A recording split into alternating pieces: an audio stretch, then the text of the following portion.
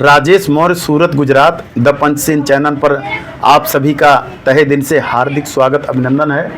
आज सम्मानीय राजेश मौर्य जी, जो कि आप मुंबई में रहते हैं, और आपके माध्यम से आज आपके निवास स्थान पर आने का अवसर मिला और आपकी बात करें तो भाई हमने फ़ोन किया और जहां मैं था वहां आप बाइक ले करके आए और हमको यहां आपके माध्यम से आने का अवसर मिला। तो आपकी जितनी भी प्रशंसा की जाए कम है, और रिक्वेस्ट है कि भाई आप लोग भी 29 मार्च को परिवार के साथ सूरत ये जो सम्राट चौक महान जन्मोत्सव है, रैली का आयोजन किया गया है। तो भाई पूरे परिवार के साथ में हाँ आप लोग आएंगे, क्योंकि क्या होता है कि अगर हम परिवार के साथ में आएंगे तो जो हमें जानकारी होगी तो हमारे परिवार बच्चों को भी होगी। अब हम तो जानकारी लेके आ गए, अब हम बताएंगे तो बच्चे लोग फिर बोलेंगे यार पापा ये कहाँ से, ये कैसे हो सकता है। तो वहाँ देखेंगे तो उनके अंदर भी परिवर्तन आएगा। जी जी। और आज हमारे तरफ से आया हूँ तो भाई साहब को मैं एक पेन भेंट किया था और एक पेन आपको भेंट कर रहा हूँ। और ये पेन की खासियत, एक पेन आपके लिए है और एक पेन आपके लिए है। ये पेन की खासियत, इसमें 3 काम होते हैं। एक तो ये टच का काम करता है, और दूसरा ये लिखने का काम करता है, और मोबाइल स्टैंड का भी काम करता है।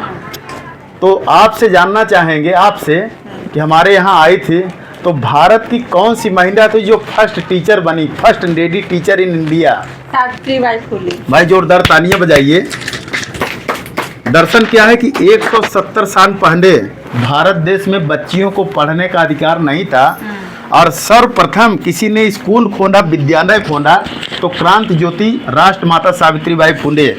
और ये दर्शन महाराष्ट्र की हैं। और 170 साल पहले जो था तो इन्होंने 1848 से लेकर के 1852 तक 18 विद्यालय खोले। ये जो है सम्राट चौक का बैनर है, जो कि हर एक जगह, हर एक ऑटो रिक्शे पर लग रहा है। और जो सावित्रीबाई फुले हैं, जब ये इन्होंने निश्चय किया कि भाई हम भारत की बच्चियों को पढ़ाएं, और पढ़ने का अधिकार तो इनको भी नहीं था, तो इन्होंने, इनके पति ज्योतिबा राव थे, उनसे ये खेतों में छुप छुप करके पढ़ी। और इन्होंने निश्चय किया कि मैं भारत की बच्चियों को पढ़ाऊंगी। और जब ये पढ़ाने जाती थी तो लोग इनके ऊपर गोबर, कचरा, माटी फेंकते थे, तो बेचारी 2 साड़ी लेके जाती थी। और इन्होंने पढ़ाना नहीं बंद किया, और 1848 से लेके 1852 तक 18 विद्यालय खोले। कितने खोले? 18 विद्यालय खोले। तो आज महिलाएं ट्रेन चला रही हैं, प्लेन चला रहे हैं, देश चला रही हैं, तो सावित्रीबाई फुले की वजह से। तो भाई कहा जाता है कि चित्र से चरित्र का निर्माण होता है। जब हमारे घर में अशोक की फ़ोटो होगी, चंद्रगुप्त की फ़ोटो होगी और सावित्रीबाई फुले की फ़ोटो होगी, तो जो तेज उनके अंदर, जो टैलेंट था, जो ताकत थी, उस समय उन्होंने कैसे तो संघर्ष करने की शक्ति अपने अंदर आएगी। सही कह रहा हूँ कि नहीं? हाँ। तो राजेश जी की बात करें, जो आपके जीवन साथी हैं, बहुत ही अच्छे नेक इंसान हैं। इनकी जितनी भी प्रशंसा की जाए कम है। भाई हम देखिए, हम सामने वाले व्यक्ति को परख लेते हैं, तो ऐसा नहीं कि फ़ोन हमने इनके पास किया, ऐसा कई लोगों के पास किया था, लेकिन सामने वाले का दिन एक ऐसा रहा कि दिन से दिन मिला और हम यहाँ आ गए। बाकी हमको भी नहीं पता था कि हम कहाँ रहने वाले हैं, जबकि हमारा समय कहीं और का था। तो वही चीज़ है। और आप सबसे विनम्र निवेदन है कि 29 मार्च सम्राट चौक जयंती है, तो आप लोग जरूर पधारें। अच्छा, आपसे जानना चाहेंगे अपने देश का नाम क्या है? भारत। भारत। और क्या नाम है? इंडिया। चलिए, बड़ा ज़बरदस्त है। तो यह जो अपना भारत देश है, ये गीता से चलता है कि कुरान से चलता है कि भारत के संविधान से चलता है? भारत के संविधान से। चलिए, बहुत अच्छा कि भाई बच्चों में, और मैं लड़के का तो आपका पूरा इंटरव्यू देख लिया भाई, एकदम ज़बरदस्त है। देखिए घर में क्या है वो तो हम नहीं जान रहे हैं, लेकिन बच्चों के अंदर वैज्ञानिक सोच है, और आज वैज्ञानिक सोच से ही सब कुछ संभव। आज देखिए चीन कहाँ है, जापान कहाँ है।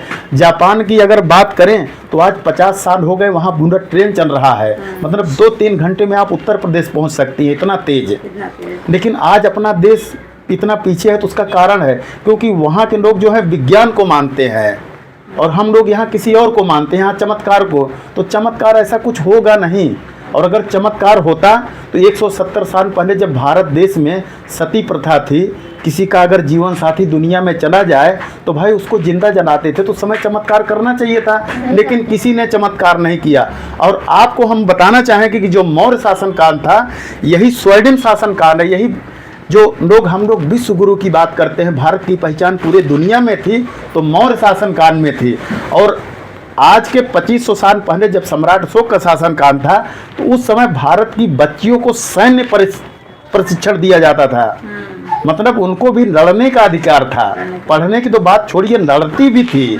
और कहेंगे कैसे, जब सम्राट अशोक ने कलिंग युद्ध किया था तो सम्राट अशोक की सेना 1 लाख थी और कलिंग की सेना 1.5 लाख थी। जब अशोक की सेना मतलब सम्राट अशोक की सेना 1 लाख जो 1.5 लाख को परास्त किया, मतलब 1 लाख सेना 1.5 लाख को परास्त किया, तो वहाँ की जो लास्ट पंक्ति आकर के लड़ी थी तो महिलाएं आकर के लड़ी थी। तो वहीं पर ही सम्राट अशोक ने शस्त्र रखा कि अब शस्त्र के बल पर नहीं, अब शांति और अहिंसा के बल पर हम लोगों के दिलों पर राज करेंगे। और वही है कि आज और बताते और आप सबको बताना चाहें कि लोग रुपए का दान करते हैं, पैसे का दान करते हैं। सम्राट अशोक महान ने अपने बेटा बेटी को इस धम्म प्रचार के लिए दान किया। तो उस समय आज के 2500 साल पहले भारत का बेटा भारत की बेटी महेंद्र और संघमित्रा भगवान बुद्ध के ज्ञान बोधि वृक्ष को लेकर के यहाँ से श्रीलंका जाते हैं। तो वही चीज़ है कि आप लोगों की पहचान पूरे विश्व में है। सम्राट अशोक चंद्रगुप्त को पूरे विश्व में जानते हैं। अच्छा, आपसे जानना चाहेंगे, जो जीता वही सिकंदर। लेकिन ये कहीं ना कहीं कहानी अधूरी है। जो जीता वही मौर्य। अब आप देखिए, आप ही ने कहा कि जो जीता वही सिकंदर, तो कहीं ना कहीं इतिहास गलत पढ़ाया गया है, क्योंकि सम्राट पढ़ाया गया, हाँ गलत ही पढ़ाया गया है। क्योंकि देखिए, सम्राट चंद्रगुप्त मौर्य ने सिकंदर को परास्त किए, और जो सिकंदर का सेनापति सेल्यूकस निकेटर था उसकी लड़की हेलेना थी, उससे चंद्रगुप्त मौर्य की शादी भी हुई है। तो भाई जो जीता वही चंद्रगुप्त मौर्य होना चाहिए था इतिहास में ना। तो इतिहास को गलत, तो देखिए समय के हिसाब से जो राजा होता है उसको जो हिस्ट्री रहती है, सही हिस्ट्री, उसको कन्वर्ट कर देता है। तो सच्चाई ये है कि जो जीता वही सम्राट चंद्रगुप्त मौर्य हैं, और हम लोगों को गर्व होना चाहिए कि उस खानदान और उस वंश से हैं। अगर कोई पूछे कि भारत के प्रथम चक्रवर्ती सम्राट कौन थे, तो कौन थे बताइए, जिसका भी नाम लिया गया? नहीं, अशोक तो थे ही, अशोक तीसरी पीढ़ी पे थे। जो प्रथम चक्रवर्ती सम्राट तो चंद्रगुप्त मौर्य थे। हाँ, तो क्या संदेश देना चाहेंगे? आज हम लोग आए और क्रांति ज्योति राष्ट्रमाता सावित्रीबाई फुले के नाम की पेन भेंट किए, और ऐसे तो हमारी हार्दिक इच्छा थी कि एक बुक और सम्राट सावित्रीबाई फुले की एक फ़ोटो भी ला के देता, लेकिन शायद यहाँ तक नहीं आ पाया है। और सूरत में आएगी तो 100% मैं आप लोगों के लिए एक फ़ोटो और एक बुक ज़रूर भेंट करूँगा। तो आज हम आए, कैसा लगा? बहुत अच्छा लगा। आज तक कोई ऐसा मेहमान आया जो कि ज्ञान विज्ञान पे चर्चा किया हो? नहीं। भाई लोग आते हैं और खा के चले जाते हैं, तो वो तो ठीक है खाना, लेकिन कुछ ज्ञान और विज्ञान के ऊपर बात होनी चाहिए, सही क्या और गलत क्या। अभी मैं बोल दूं कि भाई साहब के पैंट में 2 लीटर कपड़ा है, तो अगर जिसको लीटर और मीटर की पहचान नहीं होगी तो बोलेगा हाँ हो सकता है, और जिसको पहचान होगी तो बोलेगा ना भाई कपड़ा जो है लीटर में नहीं आता मीटर में आता है, ये कैसे हो सकता है, तो तुरंत क्वेश्चन करे। अब जिसको पता ही नहीं तो बोलेगा हाँ हो सकता है। तो वही है कि हमारा यही कहना है कि आज जो धरोहर है, आप लोग जान ही रहे हैं, रुपया पैसा करेंसी पे सब जगह सम्राट अशोक लाट है। और जब इस देश में लाट थे तो भारत सम्राट था, भारत की पहचान पूरे विश्व में थी। आज लाट नहीं तो सम्राट नहीं।